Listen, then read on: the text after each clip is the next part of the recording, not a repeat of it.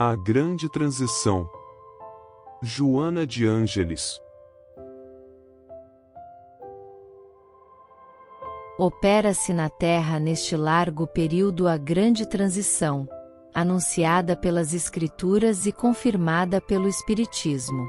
O planeta sofrido experimenta convulsões especiais, tanto na sua estrutura física e atmosférica, ajustando as suas diversas camadas tectônicas, quanto na sua constituição moral.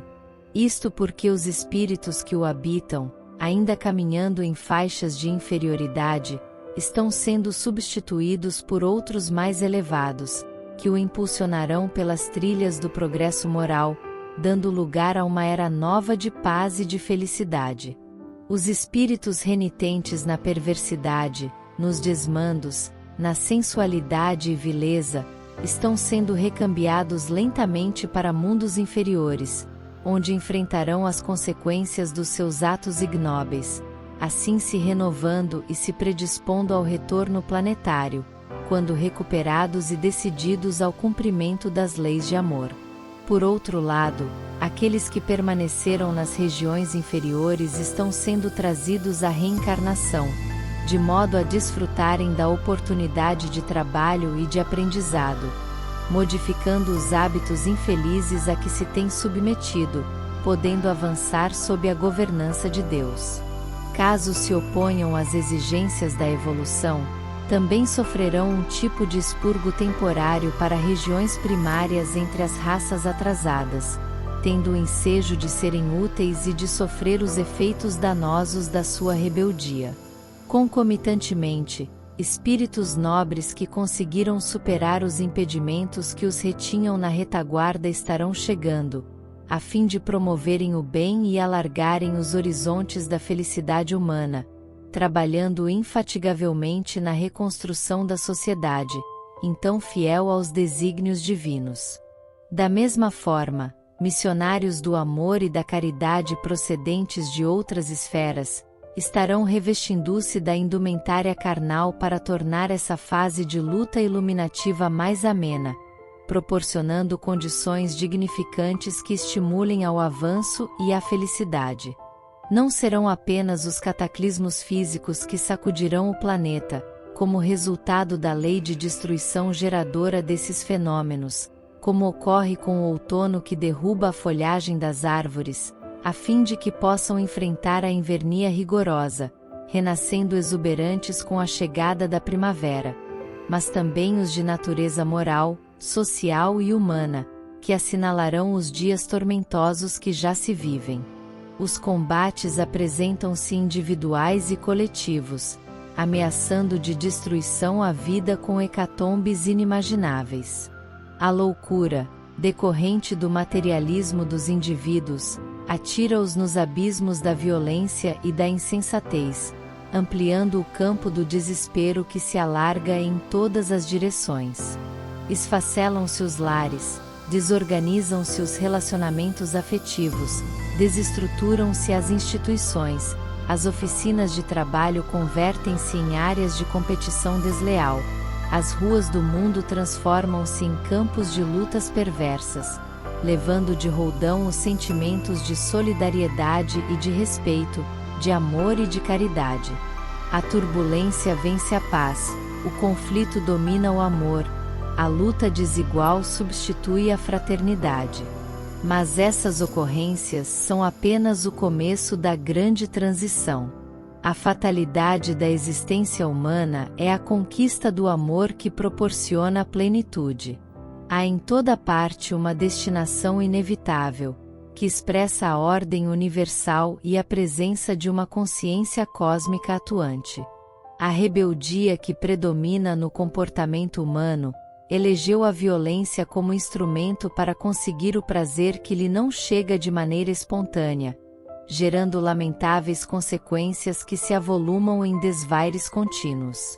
É inevitável a colheita da sementeira por aquele que a fez, tornando-se rico de grãos abençoados ou de espículos venenosos.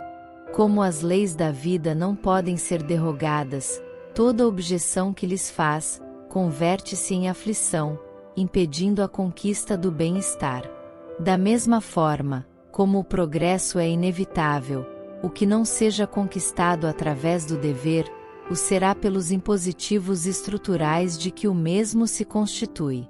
A melhor maneira, portanto, de compartilhar conscientemente da grande transição, é através da consciência de responsabilidade pessoal, realizando as mudanças íntimas que se tornem próprias para a harmonia do conjunto. Nenhuma conquista exterior será lograda se não proceder das paisagens íntimas, nas quais estão instalados os hábitos. Esses, de natureza perniciosa, devem ser substituídos por aqueles que são saudáveis, portanto, propiciatórios de bem-estar e de harmonia emocional.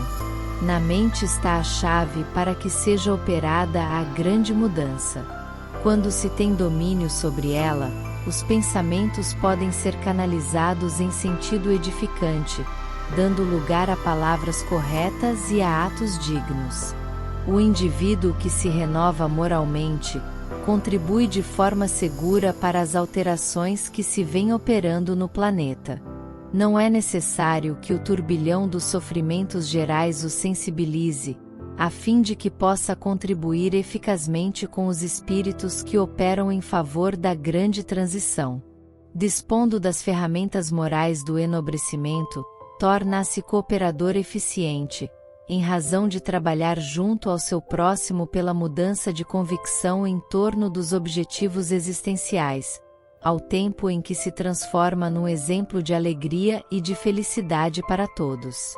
O bem fascina todos aqueles que o observam e atrai quantos se encontram distantes da sua ação, o mesmo ocorrendo com a alegria e a saúde.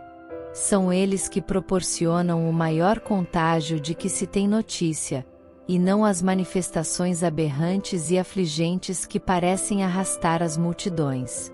Como escasseiam os exemplos de júbilo, multiplicam-se os de desespero, logo ultrapassados pelos programas de sensibilização emocional para a plenitude. A grande transição prossegue, e porque se faz necessária, a única alternativa é examinar-lhe a maneira de como se apresenta, e cooperar para que as sombras que se adensam no mundo sejam diminuídas pelo sol da imortalidade. Nenhum receio deve ser cultivado, porque mesmo que ocorra a morte, esse fenômeno natural é veículo da vida que se manifestará em outra dimensão. A vida sempre responde conforme as indagações morais que lhe são dirigidas. As aguardadas mudanças que se vêm operando, trazem uma ainda não valorizada contribuição, que é a erradicação do sofrimento das paisagens espirituais da Terra. Enquanto viceje o mal no mundo, o ser humano se torna a vítima preferida, em face do egoísmo em que se estorcega, apenas por eleição espiritual.